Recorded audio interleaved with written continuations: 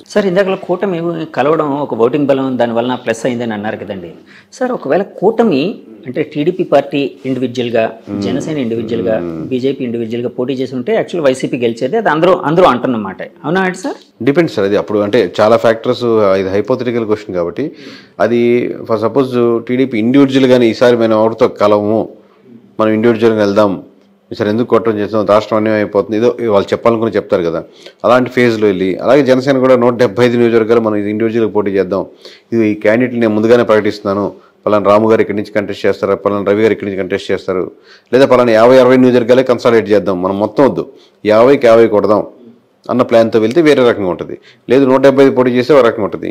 లేదు లాస్ట్లో పొత్తుల దాకా వచ్చి పొత్తులు సరిగ్గా కుదరలేదు, నువ్వు ఇచ్చేది నేను ఇచ్చేది మాట అనుకుని విడిపోయారు, అప్పుడు వేరే రకంగా ఉంటుంది.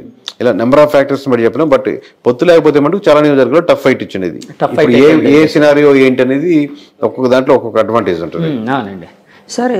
యాక్చువల్గా పవన్ కళ్యాణ్ గారు అంటే చంద్రబాబు గారు జైలు ఉదంతం జరిగిన తర్వాత పవన్ గారు వెళ్ళి యునానిమస్గా వాళ్ళకి అక్కడ ఒక సపోర్ట్ ఇవ్వడం అనేది ఈ రాజకీయ చిత్రాన్ని మార్చడానికి మెయిన్ కారణం అని భావించచ్చా సార్? ఒక షెఫాలజిస్ట్గా భావిస్తారా?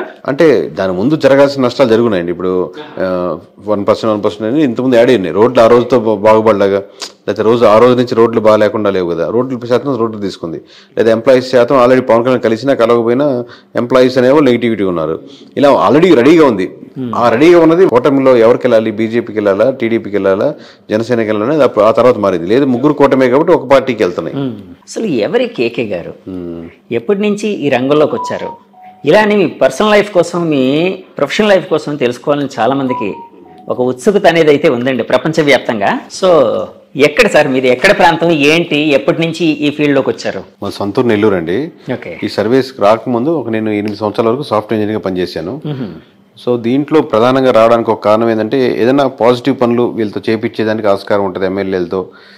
ప్లస్ ఓట్ బ్యాంకింగ్ కూడా కన్వర్ట్ అవుతుంది కదా. ప్లస్ ప్రజల పల్స్ నిజంగా ఏం కోరుకుంటున్నారు, నిజంగానే అందరు డబ్బులకే ఓట్లేస్తారా, అట్లాంటి రకరకాల డౌట్స్ ఇన్ని కరెక్ట్గా మనం నిజాయితీగా చెప్తే యూజ్ అవుద్ది. ఒకటి నా స్వార్థం ఏంటంటే వాళ్ళ చేత మంచి పనులు చేయించవచ్చని, ఒకటి ఏంటంటే మంచి పనులు చేస్తే ఓట్ బ్యాంకింగ్ కూడా మారుద్దని.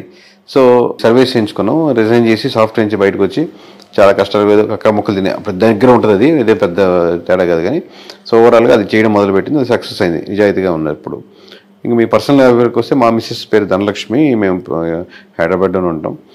నాకు 2 కొడుకులు. పెద్దవాడు 5th క్లాస్ అవుతున్నాడు, చెగువీర వాడి పేరు. రెండోవాడు వచ్చాను, వాడికి 4 years. చెగువీరా అండి? మనం చెగువీర అంటాం, అతను యాక్చువల్ ప్రొనౌన్సియేషన్ చెగువీరా అంటాం. మేము మామూలుగా చెగు అని పిలుస్తాం. మీకు అంటే ఆ ఇన్ఫ్లుయెన్స్ ఏమైనా ఉందా అంటే? అలాంటిది అతను పవన్ కళ్యాణ్ గారు ఎక్కువ ఇన్ఫ్లుయెన్స్ అయ్యేవారు? చాలా లేదు సార్. మామూలు కమ్యూనిస్ట్, మా నాన్నగారు కమ్యూనిస్ట్ లీడర్ డిస్ట్రిక్ట్ వైజ్. కొంచెం బుక్స్ చదవడం, లేకపోతే ఒకసారి లాంగ్ బ్యాక్ నేను ఒక బైక్ మీద ట్రావెల్ చేస్తూ ఉండే ఒక మూవీ ఉండేది, కంప్లీట్ మోటార్ సైకిల్ డైరీస్ అనేది ఉంది కదా. ఆ మూవీ చూశాను. మామూలుగా చూస్తున్నప్పుడు అప్పుడు ఎవరు చెగువేరు నాకేం తెలియదు. అప్పటికి మూవీ చూసి అద్భుతంగా, నాకు ట్రావెలింగ్ ఇష్టం, బైక్ అలా ట్రావెలింగ్ అనేది. తర్వాత అలా ఎవరు అప్పుడు దాంట్లో పూర్తి ట్రాన్స్ఫర్మేషన్ ఉంటుంది అన్నమాట. మీరు చూస్తుంటారు మోటార్ బైక్ డైరీస్, ఆ ట్రాన్స్ఫర్మేషన్ అవన్నీ చూడడం వల్ల బాగుంది ఇతను వేరంటే అప్పుడు చెగువేరు అనేది. దాని తర్వాత దాని గురించి తెలుసుకున్నాను. అప్పుడు వాళ్ళ ద్వారా పవన్ కళ్యాణ్ ఇష్టం లేకపోతే వాళ్ళ ఇష్టం సంబంధం లేదు, నేను ఇండివిజువల్గా తీసుకుంది. బట్ కోఇన్సిడెంట్లీ వాళ్ళు అదే కనెక్ట్ అయ్యారు, నేను అట్లా అంతే. అది యూనిక్నెస్ 50% అంటే కనెక్ట్ అని కూడా కాదు. ఇప్పుడు అనిల్, సునీల్, రవి, కిరణ్ అట్లా ఇన్ని రొటీన్ పేర్లు కదా. నేను స్కూల్స్ లో ఈ పేరు ఇంకోటి ఉండకూడదు అన్న 50% రీజన్. ఇంకోటి నేను కనెక్ట్ అయిన డైరీస్, దాంట్లో అతనికి ఆల్రెడీ ఆ పేరుకి ఒక స్టోరీ ఉంది, ఒక యూనిక్నెస్ ఉంది కదా అనేది. ఇట్లా రకరకాల కాన్సెప్ట్. ఇందాక మీరు ఒక మాట అన్నారు, షెఫాలజిస్ట్గా ఉంటే పొలిటీషియన్స్ అయితే మంచి పనులు చేయించచ్చని. అది ఎలా సాధ్యపడుతుందండి? అంటే మనం సర్వే అండ్ స్ట్రాటజీస్ కదా సార్. ఎమ్మెల్యే కలుస్తాం, వాళ్ళు సర్వే రిపోర్ట్ ఇస్తాం కదా. లాస్ట్లో మీరు ఇక్కడ నెగిటివిటీ చెప్తున్నప్పుడు మీరు ఈ పనులు చేయండి సార్, అక్కడ యూజ్ అవుతుంది చెప్తాం కదా. అడ్వైజ్ చేస్తాం, స్ట్రాటజీ కూడా చెప్తాం కదా ఎక్కడెక్కడ నెగిటివిటీస్ ఉన్నాయో. అప్పుడు ఆ థింగ్స్ చెప్పేటప్పుడు కొంచెం అక్కడ ఏదో ఎలక్షన్స్లో పెట్టుకునే డబ్బులు, లాస్ట్ మినిట్లో పెట్టే డబ్బులు పెద్ద ఓటింగ్ % డిఫరెన్స్ ఉండదు. అది అమౌంట్ దీని మీద ఇన్వెస్ట్ చేయండి, మంచి పని మీద, ఇక్కడ కార్యక్రమం మీద. ప్రజలకు ఎంతో హెల్ప్ అవుతుంది. మీకు ఆయన కావాల్సింది ఏంది? ప్రజలకు గెలిప పక్కన పెడదాం, గెలవాలి, పోటీ చేసినప్పుడు గెలవాలి. ఫస్ట్ రీజన్ అదే. ఆ రీజన్ సక్సెస్ఫుల్ అవుతుంది కదా. అదే వేరే దగ్గర పెట్టే బదులు, రేపు పొద్దున్న లాస్ట్లో 20 కోట్లు 40 కోట్లు పెట్టే బదులు ఇక్కడ 2 కోట్లు పెట్టి ఈ గ్రామంలో ఈ సమస్యను తీర్చగలిగితే ఇది స్టాండ్గా ఉండిపోతారు. దాన్ని అడ్వర్టైజ్ చేసుకోండి ఇంకో ₹1 పెట్టి. అదే సమస్య. అలా మంచి పనులు అంటే అలా యూస్ఫుల్ పనులు అనమాట, లాంగ్ రన్గా ఉండేటట్టు. ఇది డబ్బులు ఇస్తే టెంపరీ, తలా 2,000 ఇచ్చినా తీసుకుంటారు, తలా 3,000 ఇచ్చినా తీసుకుంటారు. కానీ టెంపరీగా 2 రోజులు ఖర్చు అయిపోద్ది. కానీ అటుగా ఉండి ఒక ఆర్గనైజేషన్గా ఏదైనా స్ట్రక్చర్గా మీరు ప్లాన్ చేశారనుకోండి, ఆ 2-3 గ్రామాలకి స్టాండర్డ్గా ఉంటుంది ఎప్పటికీ. సార్ ఇందాక మీరు ఒక మాట అన్నారు, కూటమి కలవడానికి ముందే జరగాల్సిన నష్టం జరిగిపోయింది వైసీపీ పార్టీకి. అంటే జరగాల్సిన నష్టం అంటే వాళ్ళు చాలాసార్లు చెప్పుకొని వచ్చారు, మేము లక్షల కోట్ల డబ్బులు జనానికి పంచుతూ ఉన్నాం, ఎలాంటి మధ్యవర్తి లేకుండా జనం అకౌంట్స్కి వెళ్ళేటట్టు వాళ్ళకే లబ్ధిదారులకి డైరెక్ట్ గా చేరేటట్టు చేస్తున్నాం, సో అదంతా మాకు చాలా హెల్ప్ చేస్తుందని. సో నష్టం అన్నారు కదా సార్, ఆ నష్టం ఏంటి సార్? అంటే 3 రాజధానులు ఇలాంటివి ఏమైనా నష్టపరిచాయా వాళ్ళని? అంటే హెల్ప్ చేసింది ఆ మాట.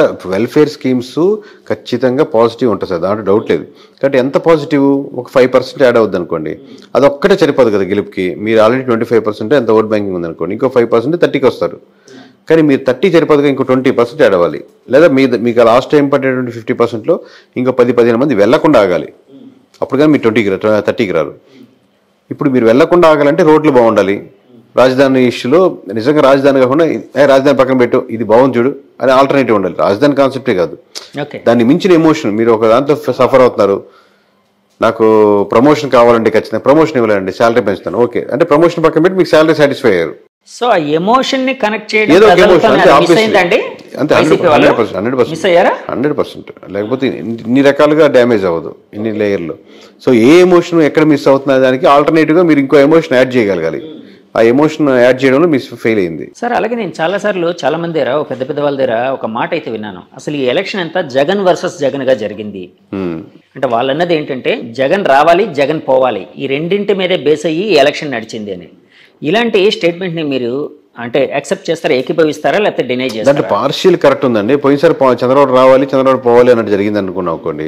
అబ్వియస్ గా 2 పార్టీల మధ్య ఓటు బ్యాంకింగ్ జరుగుతున్నప్పుడు 2 పార్టీలో ఎవరికి చంద్రబాబు జగన్ అనుకుంటున్నారు. వీళ్ళు చెప్పేటప్పుడు జగన అని వీళ్ళు దాన్ని ప్రమోట్ చేస్తున్నారు. బట్ యాక్చువల్లీ ఏంటంటే ఏ నియోజకవర్గంలో ఆ నియోజకవర్గంలో ఓటేస్తారు. ఇప్పుడు మొత్తం రాష్ట్ర వ్యాప్తంగా నా ఓటు రిప్రజెంట్ చేస్తున్నాను అని కాదు కదా.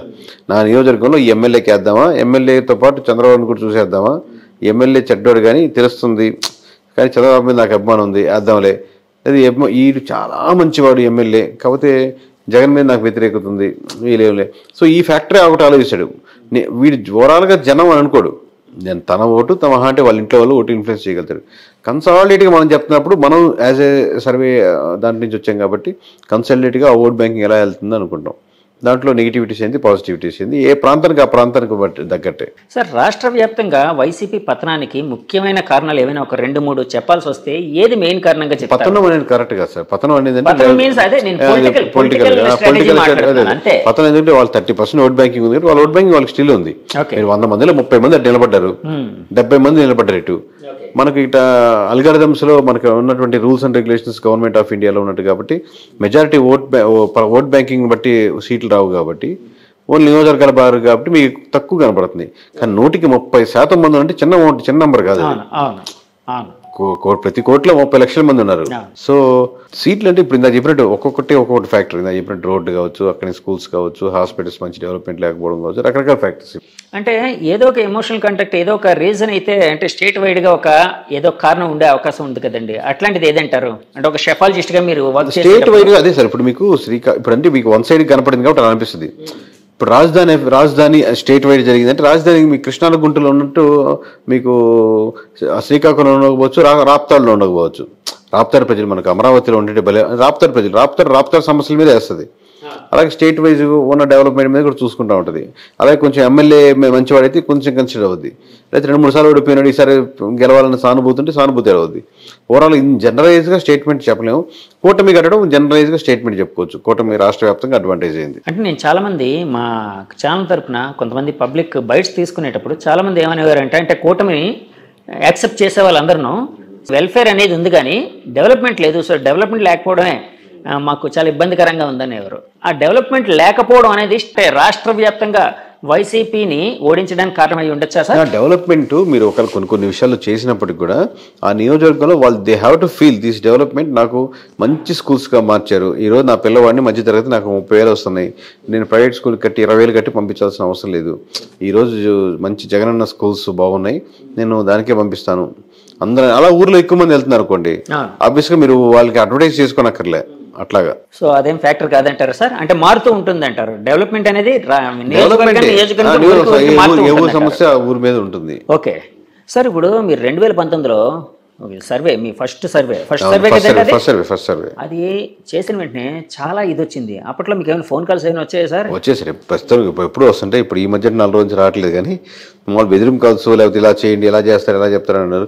పోనీ మీరు ఒక నెంబర్ చెప్పండి సార్ అంటే ఎమ్మెల్యేస్ నుంచి మినిస్టర్ నుంచి నాకు రాదు. నాకు అడ్వాంటేజ్ ఏంటంటే నాకు అన్ని పార్టీల నుంచి తెలిసిన వాళ్ళే కాబట్టి సన్నిహితులే. అది మనం వర్క్ చేసిన క్లయింట్, సన్నిహితం అనకంటే కూడా క్లయింట్ అనొచ్చు, ఎందుకంటే ఆ డిఫరెన్స్ ఉంటుంది. సన్నిహితం అంటే క్లోజ్నెస్ అయిపోతుంది. సో క్లయింట్సే కాబట్టి మ్యూచువల్ రెస్పెక్టే ఉంటుంది. అది వాళ్ళు వేరే ఆ జిల్లాలో వేరే వాళ్ళు తెలియకపోయినా కేకే నాకు తెలుసు బాగా చేస్తారు అని వాళ్ళు వెళ్తుంటారు కాబట్టి నాకు వాళ్ళ నుంచి థ్రెటన్ కాల్స్ ఉండవు. కింద ఉండేటువంటి ఎవరైనా విలేజ్లో ఉండే చిన్న వాళ్ళు, పార్టీ మీద అభిమానంగా ఉండేవాళ్ళు ఒకసారిగా జీర్ణించుకోలేరు కదా. 151 జీర్ణించుకోలేరు, ఇప్పుడు 161 వస్తాయని చెప్పినా జీర్ణించుకోలేరు. వాళ్ళ కోపం అనమాట, మన పార్టీ ఎలా పోద్ది, అన్ని ఫ్రస్ట్రేషన్ అలా ఉంటుంది.